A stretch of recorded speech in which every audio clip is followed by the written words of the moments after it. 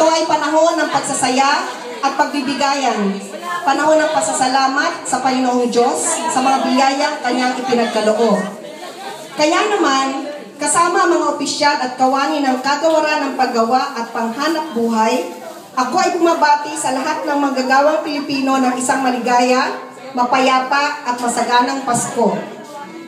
Nagpapasalamat din ako sa inyo dahil kayo ang inspirasyon ng aming patuloy na pagsusumikap na makapaglingkod ng buong tapat upang makamit ang pambansang mitiin ng ating Pangulong Benigno S. Aquino III na sama-samang pag-unlad ng sambayanang Pilipinas. Kalakip ng aking pagbati at pasasalamat ang pagdarasal na kayo, 10 ng inyong mga mahal sa buhay, ay maging masaya at malusog hindi lamang sa araw ng Pasko, kundi maging sa susunod na mga araw. Umasa kayo na kaisa ninyo ang kagawaran sa pagtataguyod ng inyong mga pangarap. Maligayang Pasko at manigong bagong taon. Signed, Rosalinda Dimapilis Baldos, Kalihim Kagawaran ng Paggawa at Panghanap Buhay.